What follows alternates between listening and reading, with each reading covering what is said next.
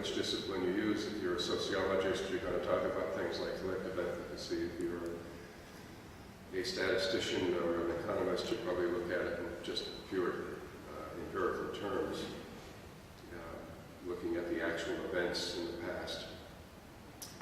Now, why 8 programs? I mean, obviously, these are long-term investments in helping people to create stable societies, to prevent crises. And I used to preach all the time that prevention was something that we ought to do in government when I was there. And people would say, yes, that's nice, but, how do we do that? I mean, it's too difficult. And here's the most important argument that was put to me by someone from the National Security staff. If we start talking about prevention in this day and age, and we in fact are faced with crises, they're going to blame it on the president. So, I mean, unfortunately in a democracy, people have a set period of time in which they're going to be serving their country. And if they're in a political office, they're going to be challenged. But it seemed to me that an investment in prevention is a crucial investment, and it seems once again that I think the debate has shifted on this issue. In fact, that more people are talking about the need to do this. So changing conditions over a period of time, dealing with the environmental threats, dealing with the threat of poverty, and getting people back into, I mean, if you look at the U.S. government, and you look at the missions of the other organizations, the military isn't creating relationships on the ground. The State Department is creating relationships with the Foreign Ministry and with elites, usually in the capital city. But it's only AID in terms of the U.S. government that it's out there and helping people help themselves, creating contacts within civil society, working even on their own staffs with Foreign Service nationals from the country.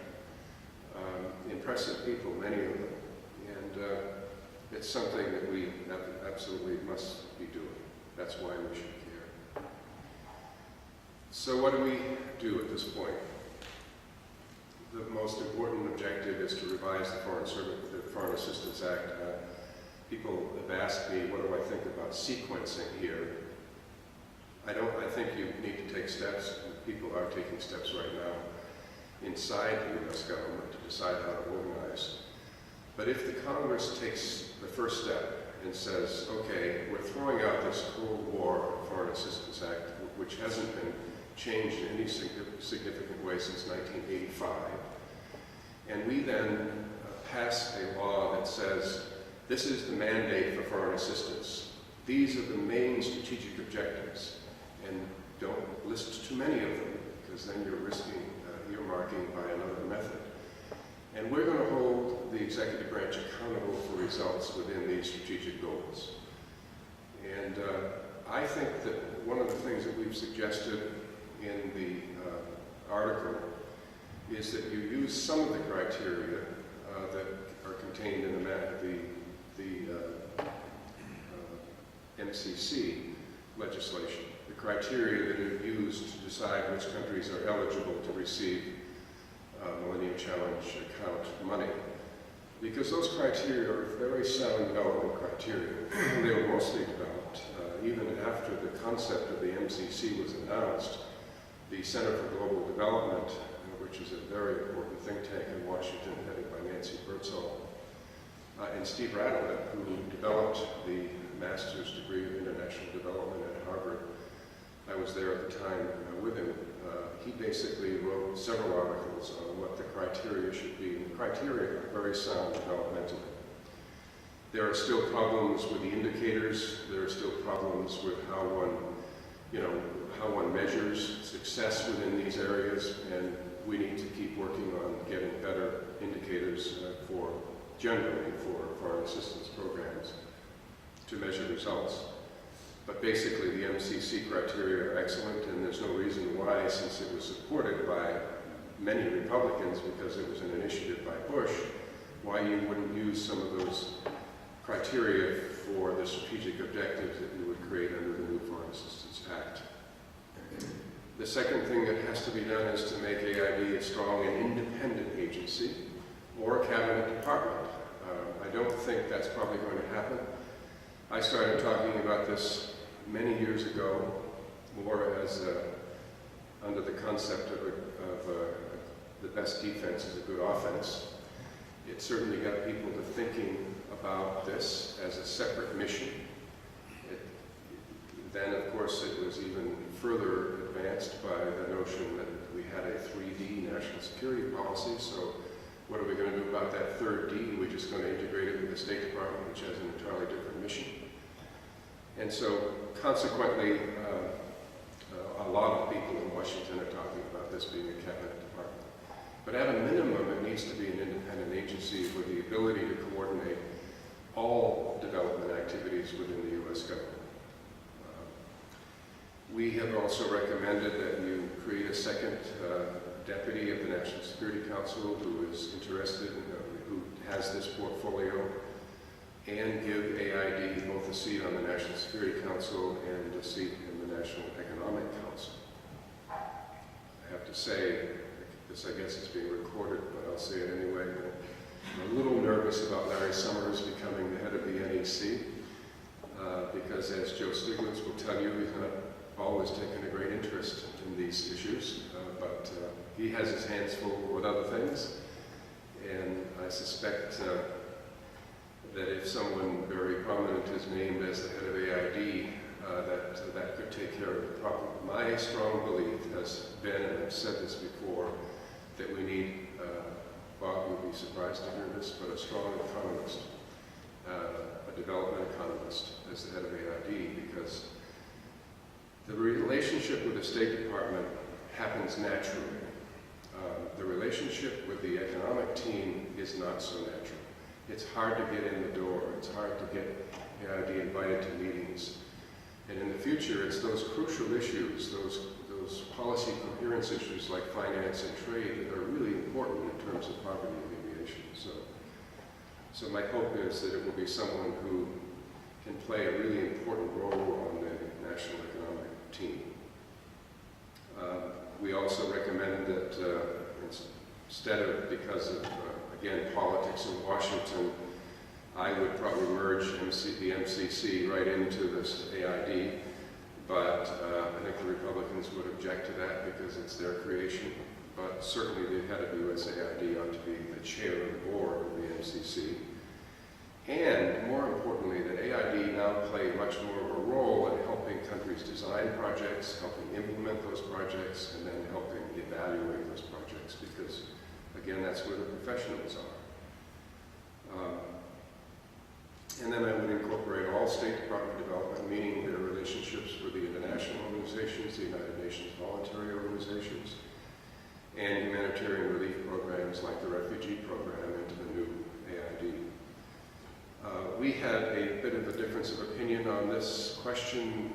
Peter McPherson, who was the former president of Michigan State and is now the head of the Association for State Universities, Public Universities in Washington, was the Deputy Secretary of the Treasury after he served at AID. And the Treasury Department has a handle on both the World Bank and the IMF. I think Treasury is a logical partner for the IMF, the International Monetary Fund, because that's where the finance ministers meet. Those are the global economic decisions that they have to make. But the World Bank is really a development agency, and most other governments separate the two. The head of the development, Minister for Development in most countries is the representative to the World Bank, whereas the Treasury or Finance Ministry is the representative on the IMF board. But Peter basically put his foot down on that. All of us who wrote this article have our own constituencies. Mine was made up of people who really believe very strongly. Have I broken the camera? Very strongly that there ought to be a cabinet department and the like. Andrew Natsios, interestingly enough, Bush's AID administrator, agreed with me that there ought to be a cabinet department. McPherson did not. And one of the reasons for that interestingly enough, is that he had a wonderful working relationship with his Secretary of State, George Shultz. Every time Shultz testified, McPherson was by his side, also talking about the development programs. They had a strong personal relationship. The problem with my tenure was that the first issue that came up after the Republicans took over the Congress and 2 years into the Clinton administration was, let's merge AID into the State Department. Warren Christopher wanted that to happen, and I didn't. And I went to the White House. Vice President Gore looked at the issue and decided in my favor. And so we didn't have a great relationship after that. By the way, I still talk to him on the telephone and shared some ideas that I had on the War Powers issue with him earlier this year. He was the chairman of the commission on that, so I think bygones are bygones. But then Madeline came in, and she was an old friend of mine, and she basically was trying to deal with Jesse Helms, who really wanted to see AID merged into the State Department. So I basically agreed that the AID administrator would revert to reporting to the Secretary of State as part of a compromise, but I wanted to keep AID separate and independent. So there was stress between state and AID, and it wasn't just personalities, it was resources. When you take that many resources out of the civilian agencies, it becomes a war in Washington. Everybody wants to get their hands on resources. And AID had plenty of resources. So the State Department wanted the AID for those reasons. So we've also recommended that we create an interagency group that would coordinate defense diplomacy and development in times of crisis when there was a post-conflict situation.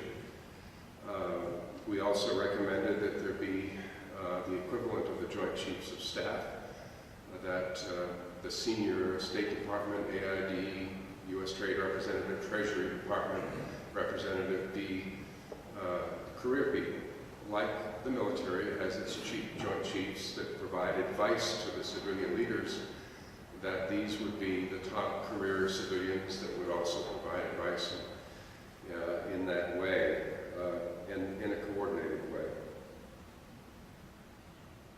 That's it. Well, so let me just summarize. These missions are very distinct.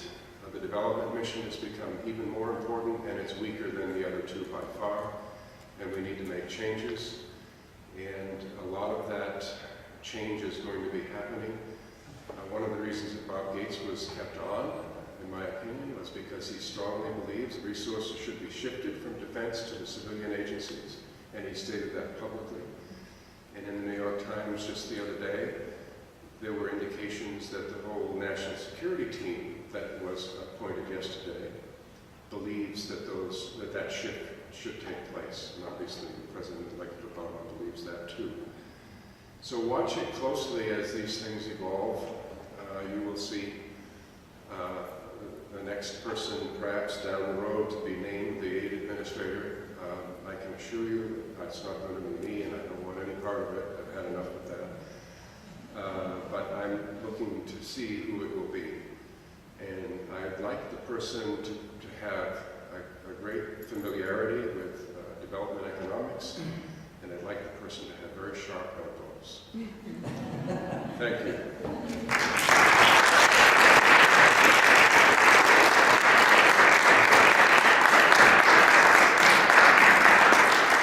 We'll take questions. I want to ask the first one, if you don't mind. You said that you thought that it would be good to have a development economist as the head of AID.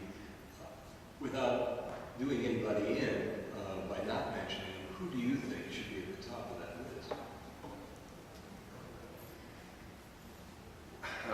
This isn't being recorded any longer, is it? I've got friends who have called me who want me to be their advocates, and I will be their advocates. One person that comes to mind is a University of Minnesota graduate, Gene Sperling, who headed the National Economic Council in the Clinton administration. I like Nancy Birdsall, I like Lael Brainerd from the Brookings Institution, and they've been playing a major role in these efforts However, my top candidate is not an economist, but was my deputy, and it's Carol Lancaster, who has written several books on this subject, and who really would be very, very sharp in this area. But that's personal friendship, and I think she'd do a good job. As it turns out, Gene Sperling isn't actually an economist either. But I know he is, but he headed the National Economic Council, so I think he knows his way around. He must have studied under you, though, didn't he? he was here. Yeah. Mahmoud? Maybe because we didn't introduce ourselves at the beginning this time because of the format we're in, maybe people, when they ask questions, can identify themselves. Except Mahmoud, who needs no introduction. That's true. I'm wondering if what I heard is just a folklore, what you have inside information. One of the reasons the non-combat activity budgets went into the Defense Department, people say because there was opposition to the foreign aid, and but there was goodwill on the part of the Congress and the administration, and they wanted to camouflage this into something else which was more popular and would not be subject to discussion in every appropriation year. I think there's a lot of truth to that. I know it's unpopular. The committees that do the military budgets find it an easy time to get those budgets through the Congress. But I think it takes presidential leadership to shift this. And I think we have already seen some of the problems of going in that direction. And it helps a lot to have former generals and admirals and the Secretary of Defense take this position. And most military people trained at West Point or the Naval Academy or wherever will tell you that they just don't feel that this is a legitimate part of what they were trained to do. They're not trained to do it. It's somewhat ironic. I was on a study commission to study post-conflict situations. The study commission was run by CSIS in Washington and the Army Association. And the reason that they put it together was because they wanted to get beyond this debate that had occurred in the 2000 election over nation building. Because they also realized that the military needed to play a role in a post-conflict situation. And you can call it whatever you wish, but what they really were objecting to was the kind of role that was played by the military in Somalia, where the military obviously was subject to attack and was attacked. And they thought that Clinton was abusing his authority by using the military in this nation-building way. So we had a lot of people on that commission, about 6 or 7 generals and admirals, and Dick Holbrook was on it, and Senator Edwards, remember him? And we made strong recommendations for how to do this, and it was to be a concerted effort where defense would be providing the security, AID would be doing the short-term humanitarian relief, and then the transitional assistance, and in the long term, state was obviously playing its role in trying to negotiate to bring about change within the society, a political change, maybe negotiating for election or something like that. But in any case, that was a commission that continues to stand out in terms of identifying the elements, and I used my experience on that. I was then served on the Brahimi Commission, the UN peace operations, which also had some very good information about how to handle a post-conflict situation, recommended in the end creating an institution at the United Nations for peace building. So, in any case, these are important precedents for a president to go forward to the American people and to a Congress that is going to be more amenable to these kinds of things, or at least hopefully to what the president recommends, and see a shift again, recognizing that you're taking on a difficult political challenge. Brian, Barbara Crosby. Following on Mahmoud's question, you mentioned the importance of the Obama administration's leadership in prompting a shift away from sending the stability money to defense, but